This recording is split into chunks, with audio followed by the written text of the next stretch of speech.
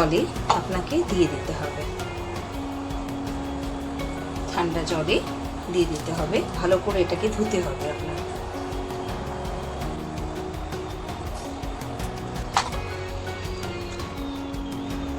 খুব ভালো করে এটাকে ধুতে হবে, ধুয়ে এটাকে জলটা ফেলে দিতে হবে, দিয়ে আবার আরেকবার আমি ফ্রেশ জলে এটাকে আরেকবার ধোবো।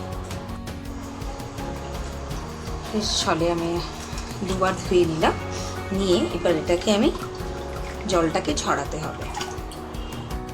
একটা ক্লিন কাপড় পেতে নেবেন, এর মধ্যে আমি আলুগুলো দিয়ে দিচ্ছি।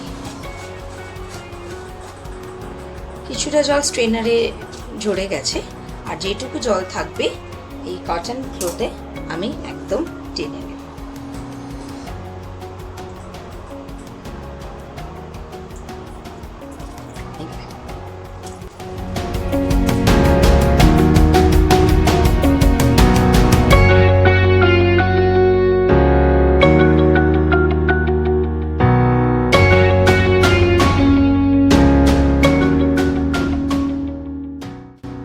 হ্যাশ ব্রাউন বানানোর জন্য আমি একটু ফাইনলি চপড অনিয়ন নিয়েছি।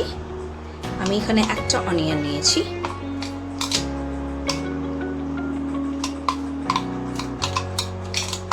এর মধ্যে যে ইনগ্রেডিয়েন্টসগুলো যাবে আমি বলে দিচ্ছি। এর মধ্যে যাবে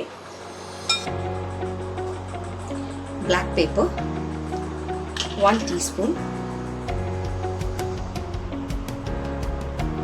চাট মশলা 1 teaspoon,